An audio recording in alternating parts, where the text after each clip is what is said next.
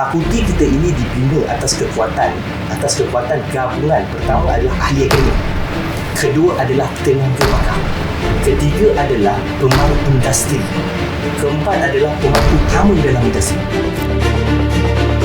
Saya menjemput dengan penuh takzim Yang berhormat Tuan Adam Adli bin Abdul Halim, Timbalan Menteri Pendidikan Tinggi Malaysia, diiringi oleh Encik Hassan Isnin, Puan Syahwati, Piu Amin dan Piu Riz untuk naik ke atas pentas seterusnya menyempurnakan momen ini.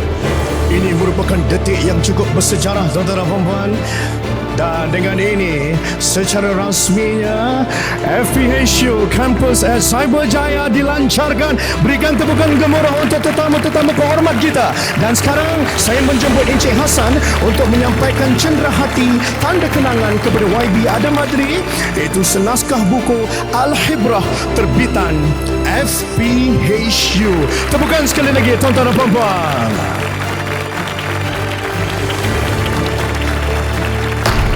Ini satu pencapaian yang tidak boleh kita pandang kecil. Kita tahu bahawa haji dan umrah melibatkan pergerakan mobiliti manusia seluruh dunia, dan mengetahui kita tidak berhad hanya kepada masyarakat daripada negara kita. Akhirnya kemahiran dan kepakaran yang dilahirkan daripada sistem pendidikan yang ada dalam negara kita ini dimanfaatkan juga oleh banyak tempat lain. Itu saya harap dapat kita pursue lebih baik lagi dengan bahasa dan sebagainya. Yang kedua adalah ia menambah ataupun ia mengukuhkan dalam masa yang sama mengukuhkan juga kata reputasi negara kita dalam sektor pengurusan haji dan umrah. Kalau kita tahu di mana-mana pun selalu akan disebut sebagai Malaysia antara yang terbaik dalam dunia, dan dia tidak datang hanya dengan kepakaran yang biasa-biasa. Sebaliknya kepakaran itu diasah menerusi sistem pendidikan yang berstruktur seperti ini.